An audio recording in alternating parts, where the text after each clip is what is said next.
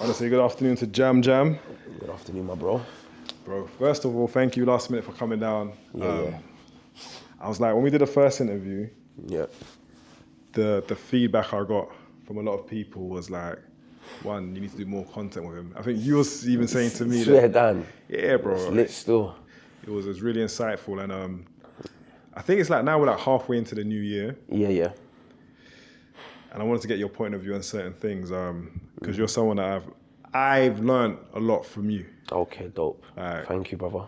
And when you're in the industry for like 10 to 15 years that one's been in, Yeah. not saying you don't learn from people, you do, Yeah. but there's very few people who actually are giving and explaining their rhymes and their ways. And the first thing I'll do is the generic question is, Yeah. even though I know you got big love for R&B, Yeah. you give me your overall context of what you think's been going on with the rap scene Yeah.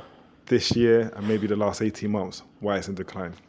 I think investments pulled away from it mainly. And that's because it was very overpriced. And if you're spending £1 million on an artist and you're bringing back 300 grand, it's not sustainable. So when the investment, because things got so overpriced, then, and things that was paid for, that was overpriced, didn't perform well, it's gonna create a decline in the marketplace. Because if you really check it, a lot of things was paid a lot of things was priced highly because of the fact of potential where they thought the market was going to go. It wasn't based on exactly where the market was at that time. And when you're measuring it against the big guys that are really going crazy, and then you're in a label and you're like, yeah, I want to get the next big thing. And then there's something that's sizzling, you're thinking, yeah. And then that guy's looking at that big guy and he's thinking, okay, he got that money, I should get that. Then yeah, it's going to create a ripple effect eventually because that person, you're not where he's at and you didn't understand the steps that he had to take to get to there. Secondly, you might be even a different kind of artist, so you can't really look at him. So I think a combination of those things has actually made the scene decline to a degree. That's one thing, that's on the business side. Also, I think the new generation, they're more focused on different avenues of content now. So I think rappers need to do more to get the newer generation, the younger generation engaged and take their attention away from what they're really focused on, which is like the streamers, the YouTubers, etc. And finally, the aesthetic of rap became too expensive also. So rap got too successful, kind of like what happened with R&B, innit? It got too successful. So when rappers was standing on the block filming, that was a very cheap way of creating content. Now you want a Lambo in the video, you want chains, you want bare gal. It's like, now a video is costing you 10 to 15K. So before you even get a chance to grow, you're spending 30 grand, 40 grand on one song. It's a bit crazy, do you know what I mean? And then when you got YouTubers now having the exact same image as a rapper, now it's like, if I'm a young person, I'm looking at a rapper who's told me he's had to sell all these drugs and do all this crazy stuff to get to this point where he's now got a chain. Then I look at a YouTuber, he's got the exact same chain, he's got the Lambo, he's got girls, and he's just a funny kid. Oh, I might as well go that route. I might as well listen to him because that's something I can do easily. So it's a combination of those things for me. Bro, I think, okay, cool. So to the point, so I want to hone in on the business part, right? So Yeah. in any market, Yeah. there's sentiment in the market. People say like, you know, the market's buoyant, so the price will go up, right? Yeah. So I think what you're speaking to is rap at a point was, we was in forecasting and projection. So we didn't know what the peak of what this is. Yes. So people were speculating, right? Yeah. And I think after a few years, everyone's seen what everyone's peak was and what their monthly returns are. Bro, just talking about, and we spoke about this before, when an artist signs a deal, let's say an artist signs a deal for $500,000. Yeah. We're talking about the concept of like how much money the catalog's bringing in monthly, right? Yes. Labels look at these types of things. Yes. Okay, and tell me why that's important in the long term when artists are like doing deals to know that this is something else that they're looking at in terms of how they recoup. Yeah, because a lot of artists, they just think it's about the money up front. And what they're not understanding as a business, that money definitely needs to get paid back with a profit. So what you really want to do is take as little as you can, but put a lot of output so you can recoup fast. But they're not thinking like that, and then they're not understanding that the labels are watching your metrics. So back when the game was booming, a lot of A&Rs, in my view, was looking at the game and thinking, all right, this guy's gone crazy. This guy's the next guy. He's the next guy. He's the next guy. I have to get this guy. If I don't, and I lose out, he could be that guy. So that's overpriced. Whereas if we kind of did it in a way where, all right, let's base it on what it is now. Give him this value. You're at this value. Stay at that value. Have a budget separately so we can grow this value and make it sustainable to the point where it can always keep recouping but continue to grow. Then I think the scene would have been a bit better. So artists, in my view, don't have that kind of mentality. It's just about what we can get today. And then that kind of like messed up the market for me. Are any lawyers to play a part in that in terms of driving the prices? Some of them. I feel some lawyers may have acted a bit like agents that you can get more. I don't know. Yeah, because I think it kind of became like a stock market where, all right, let's get the highest bidder. And I think when you do it that way, man, it just mashes up things. Because I remember, I don't even want to say a name. I remember there was a song that was going viral, and there was a bidding war for this one song, and I think the song kind of sold for like 400 grand or some stupidness like that. I know what song you're talking about. There's only been a couple that's gone that way. And there was a mad bidding war for the song, and then the song sold, and then it done nothing. And I think at the time as well, I had a song that I was trying to get a deal for. No one would come in and give me a deal because it was kind of like a similar record. And then no one wanted to give me a deal because that song didn't do what it needed to do. And I'm going to blow it out. I'll blow this out. But yeah, do you remember that song? That was mad. They got hustled differently. Yeah, they got hustled.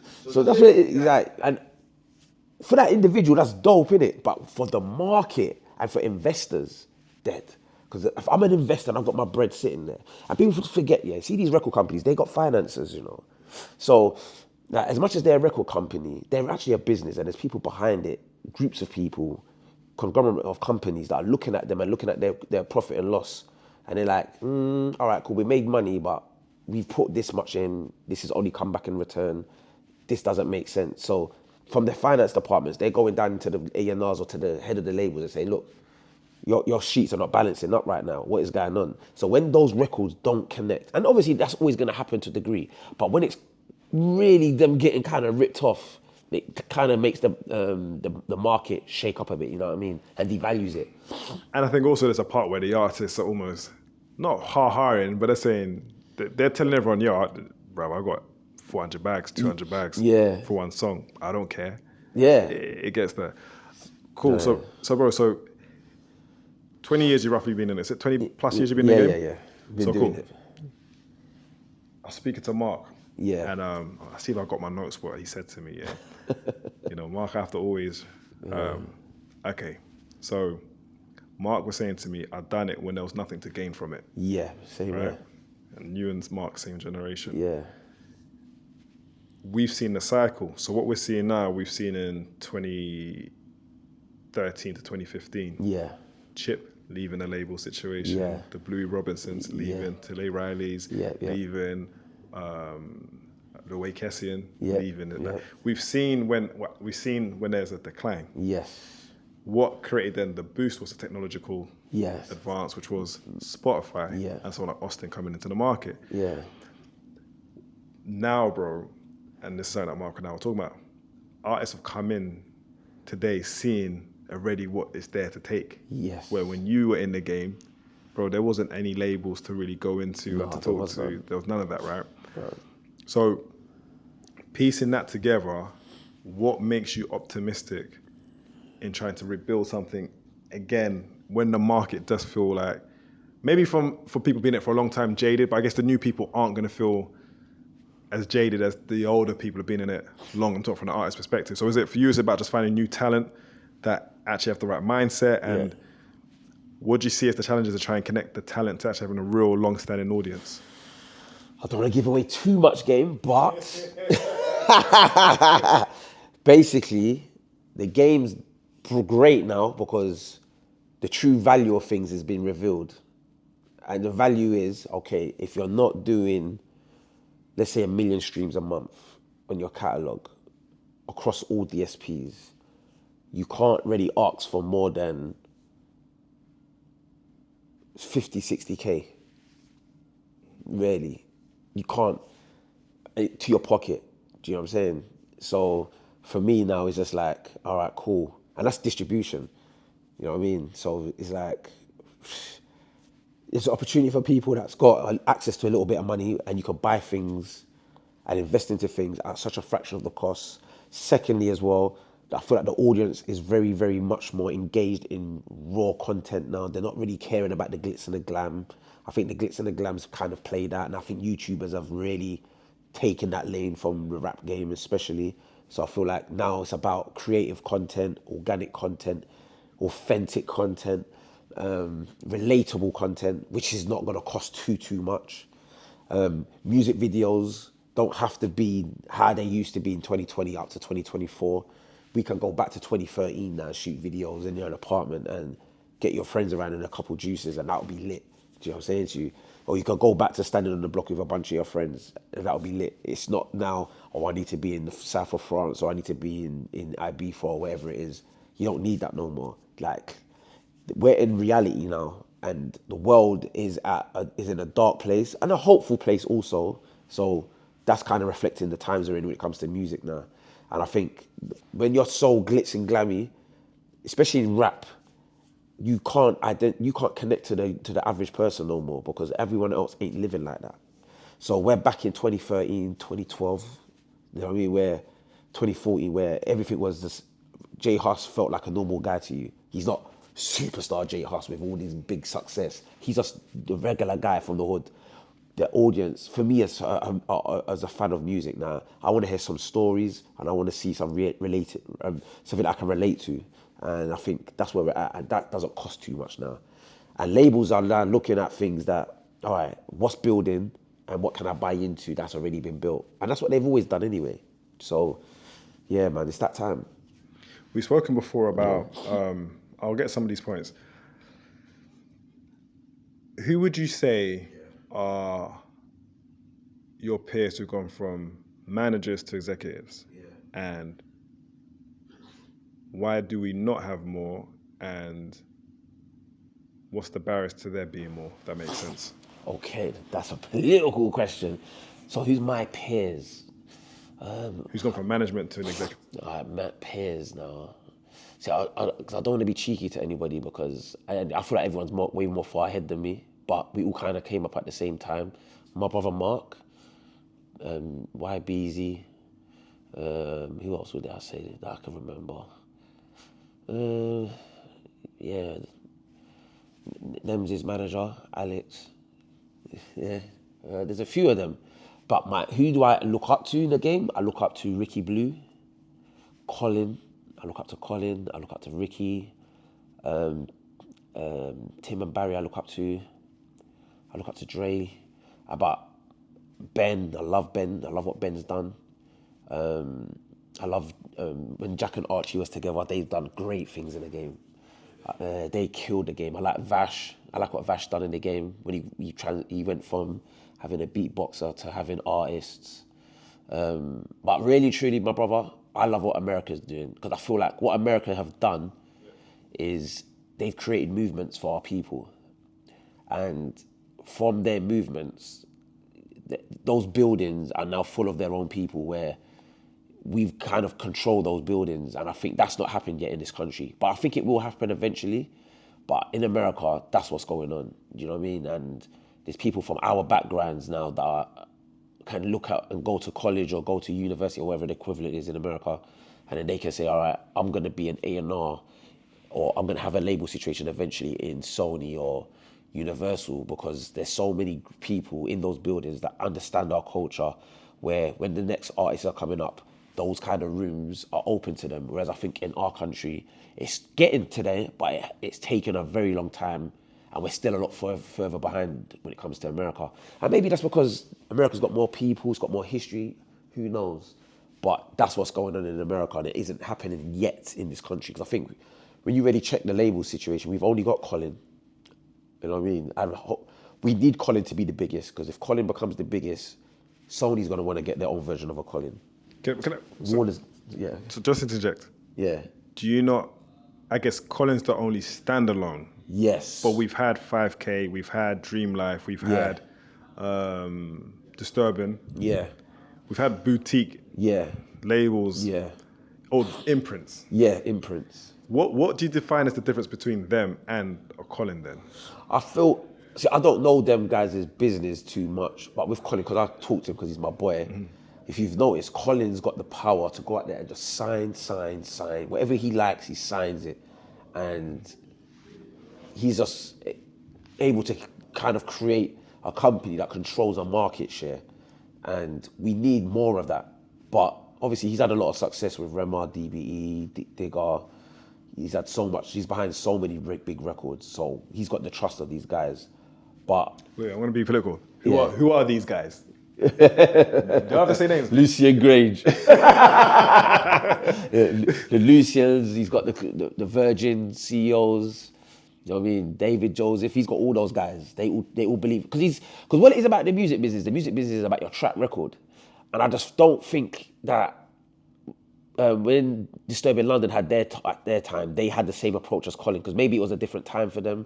It was different sounds. But I think why Colin's so clever, Colin overstands. My label is predominantly for the rap market. So I'm going to make sure that EGA controls that market. And anything that makes sense in that market, you're going to all look to my label and think, oh my God, I need to go there. So that's Man City of rap.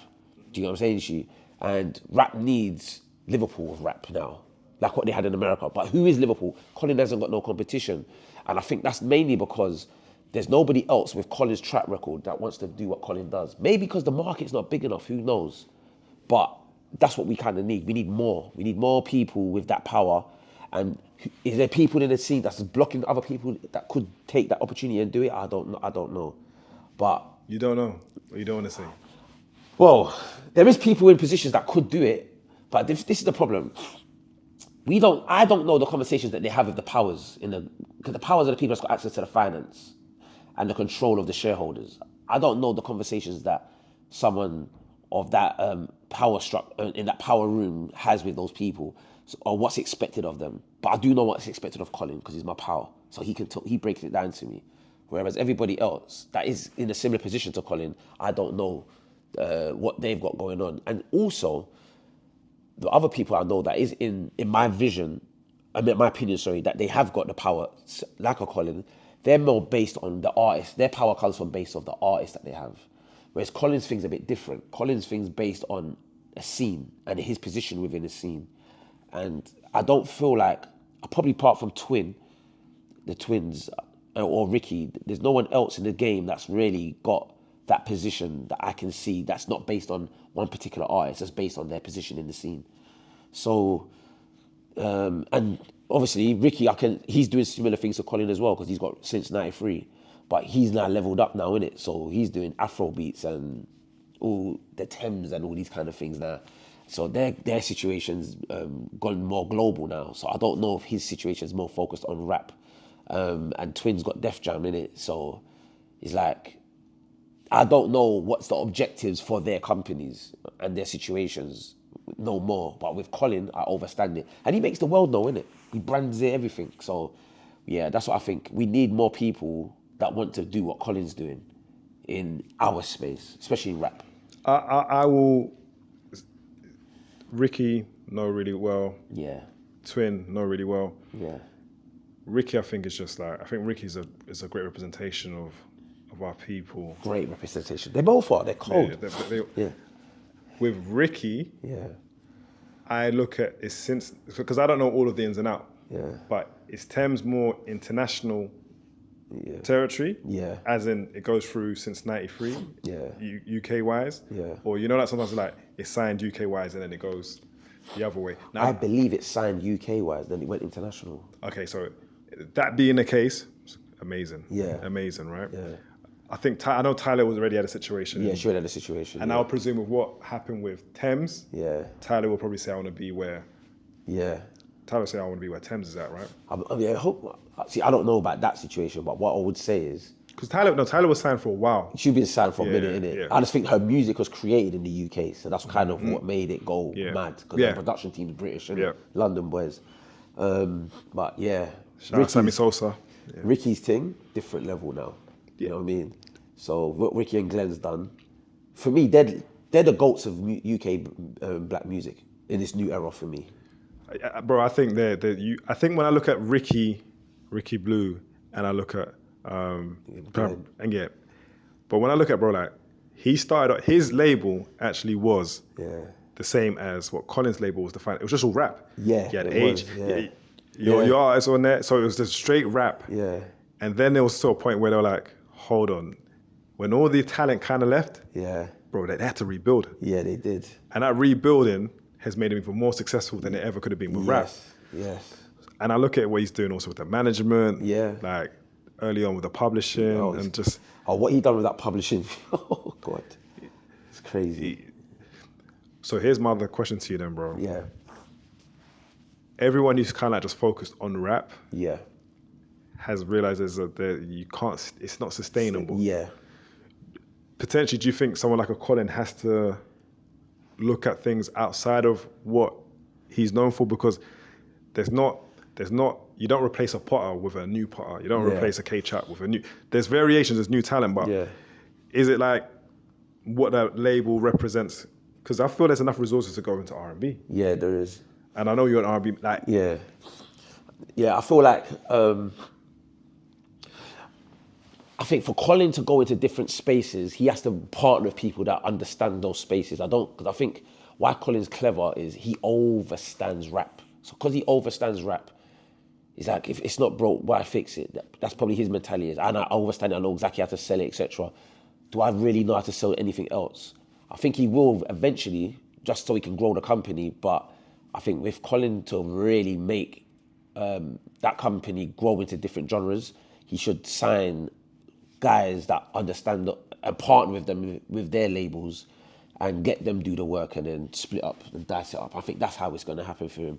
But I'm not going to lie to you, I've been screaming this R&B thing now for 5-6 years.